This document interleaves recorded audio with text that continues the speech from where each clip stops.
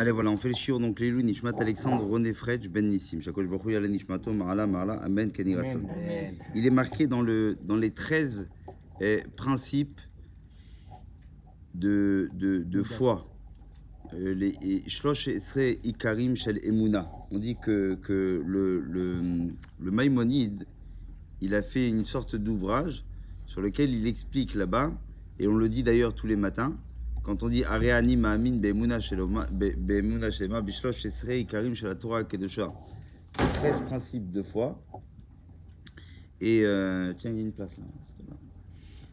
Bishlosh Esre Ikarim Shel Torah Kedosha, dans les 13 principes de foi. Et le Rambam là-bas, il dit que Anosar Ramatsu Bisidura Atfila ou Kitsu d'Ivra Rambam, et car Yesod Bilshad Rambam Ashne Meser, Osek Beviat HaMashiach. Donc il y a Ani Ma'amin, la première des choses, c'est quoi ce qu'il dit là-bas? C'est Ani Ma'amin, j'ai foi, Be'emuna Shelema, entièrement, chez Yavo Mashiach, que viendra le Mashiach. Et qu'un homme, il doit être ce qu'on appelle absolument dans cette les tzapot, c'est-à-dire de devoir absolument y attendre et ça, non, attendre tout simplement que le Mashiach y vienne. Et dit Rachamim lo itavu Rachamim vanveim limot HaMashiach lo kedei shishletu kol haolam velo kedei sheyirdu banochim velo kedei shenasu otam ha'amim velo kedei le'echol ve'yishtot ve'lismoach ela kedei sheyu pnuim batorah bechokhmata velo yeh lahem nogesh u'mvatel kedei sheyizku lechayei olam haba. En fait, les Rachamim, pourquoi ils ont tellement insisté sur le fait d'attendre le Mashiach? Pourquoi?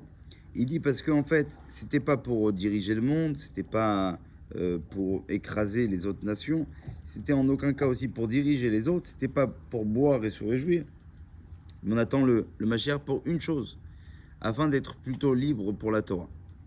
D'accord? Velo yelem nogesh umvatel, et qu'il n'y ait personne qui vienne à l'encontre de l'idée de la Torah à la base. Velo yelem nogesh, qu'il n'y ait pas d'attaquant, on va dire, contre la Torah. Et il dit, il dit, même si le Mashiach met du temps à venir, ok, en aucun cas, mon attente ne devrait s'affaiblir, ok, mais chaque jour je l'attends pour qu'il vienne. Alors, comme il est marqué, donc Anim Amin Be'emuna Shelma, Sheyavo Mashiach, comme ça c'est marqué, Ve'afal pi sheit mamea, et bien qu'il met du temps à venir, eh bien, im kolze, malgré tout ça, achakelo sheyavo, j'attendrai qu'il vienne absolument. Ce qui veut dire que menatzarat ne'emanut, c'est-à-dire le fait d'attendre tous les jours à ce que le Mashiach y soit là, c'est une forme très révélatrice de notre foi absolue, de notre intégrité quant à la venue du Mashiach. Le fait d'être dans l'attente. Vous vous rappelez le Chafetz Chaim, il était celui qui dormait, il voulait pas mettre de lunettes parce qu'il s'est dit quand le Mashiach va être là, ils vont faire un casting pour les Kohanim, mais moi je veux pas qu'on voit qu'il y a un problème à mes yeux, donc il voulait pas mettre de lunettes. Et il était en permanence. À chaque instant, il pensait que le Mashiach devait venir. Il était en permanence dans cette attente-là. Et donc c'est une forme révélatrice de la émouna qu'a un homme lorsqu'il ne fait même pas de projet parce qu'il dit, bon, de toute façon, il y a le Mashiach qui arrive. Et ici, il y a marqué que ah ben voilà, vous voyez, c'est incroyable, je ne voulais même pas parler de ça. Et il raconte sur le Chafetz Chaim ici, il dit, il y avait une histoire où le Chafetz Chaim, il s'appelait Rabbi Israël Meir à Cohen. Effectivement. Chafetz Chaim, il est venu voir ce rabbin-là, qui était le rabbi Avram Kalmanovitch, et il était le rabbin de la ville de Rakov. Ouais. Il lui a dit, est-ce que tu attends, toi, le Mashiach? La Mashiach. Alors il lui a répondu, il lui a dit, Ken. Il a dit, bien sûr. Rabbi Shal Rakov, la Mashiach. Il lui dit, quoi, toi, le rav de Rakov, tu attends vraiment le Mashiach qui vienne? Il lui dit, oui, je t'ai dit. Rabbi Shel... Il lui dit, je t'ai dit oui. Arrête de me redemander la question. Alors, le Rabbi Shal Rakov, et donc le Chafetz Chaim, il dit, si le Rav de Rakov, lui, il attend le Mashiach, ouais, ça serait comme la mère de Yankel, elle l'attendait. Qu'est-ce que ça veut dire? Et il explique comme ça. Il dit Maaseh mivnei zoug shelo zachou le'yeladim.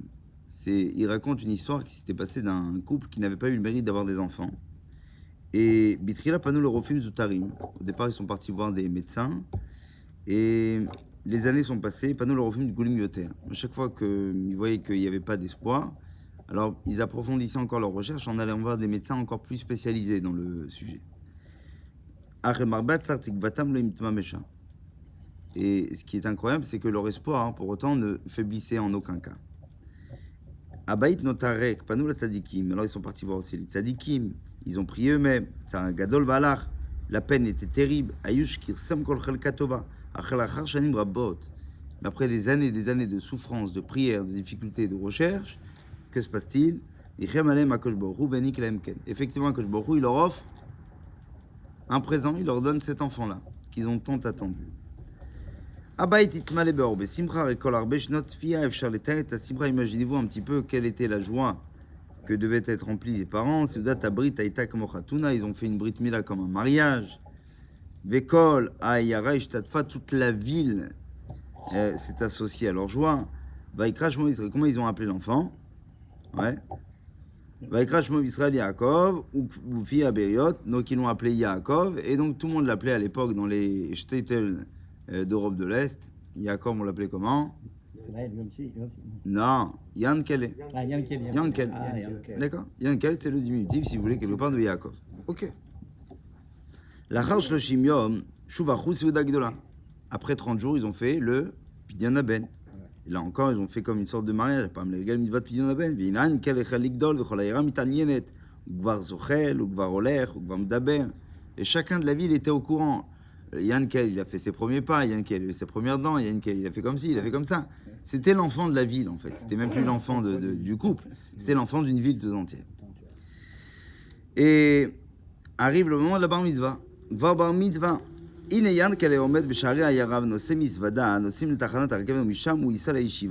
qu'est-ce qui se passait à 13 ans à l'époque dans l'Europe de l'Est? Les enfants à 13 ans, ils prenaient leurs valises et ils allaient à la yeshiva. C'était comme ça. Et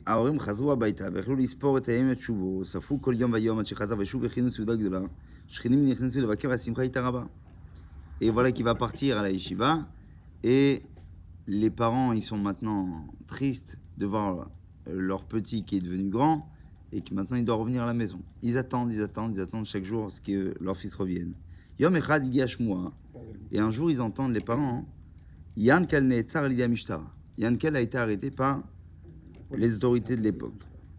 Yankel malo l'ennemi. En quoi lui ce petit enfant mignon jusqu'à maintenant, qu'est-ce qu'il a, quel rapport y a-t-il avec la police?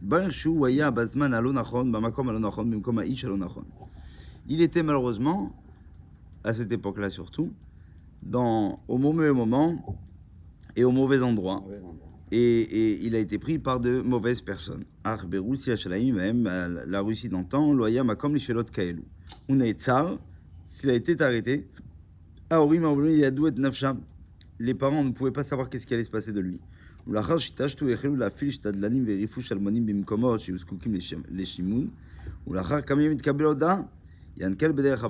Et donc ils ont prié, ils ont fait des chaînes de Tehillim, ainsi de suite. Là-bas, quelqu'un qui était pris par la police, on ne savait même pas s'il allait ressortir un jour ou pas, et vivant ou pas. Et ils entendent que, effectivement, quelques semaines plus tard, comme quoi Yankel a été libéré et qu'il est en chemin pour arriver à la maison. Alors, Beot Shlosha Shavuot Umagia, et que dans 3 semaines il arrive. Et Chelou Sport il comptait les jours. Chalaf Shavua, une semaine est passée. Chalaf Shavua, encore une semaine. Igia Yom Amiuchal, est arrivé le jour où il devait arriver. La mère, elle est où? Elle est sur elle est sur le quai de la gare. Et Soferet Tadakot, elle compte les minutes. Mabita le Mechok, elle regarde au loin si le train est en train d'arriver. Il rotachan pour voir la fumée de la locomotive. Yesh Hashan, Yesh Sfira, Yesh Rakevet, Aval En Yankele. Il y a effectivement la fumée, il y a le train, il y a tout, il y a la sirène, il y a tout, mais il n'y a pas Yankele.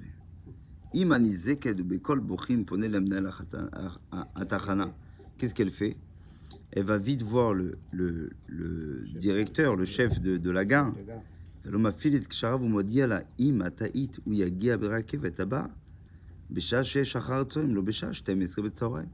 elle est en pleurs, elle est complètement désespérée. Et là, le chef de la gang, il la regarde, il dit, mais madame, votre fils, il va arriver, il n'y a pas de souci. Seulement, vous êtes trompé. C'est pas celui de 6 heures, c'est celui de 6 heures. C'est pas 6 heures AM, c'est 6 heures PM. D'accord? C'est pas à midi, c'est à 6 heures qu'il doit arriver. Chouya, calme.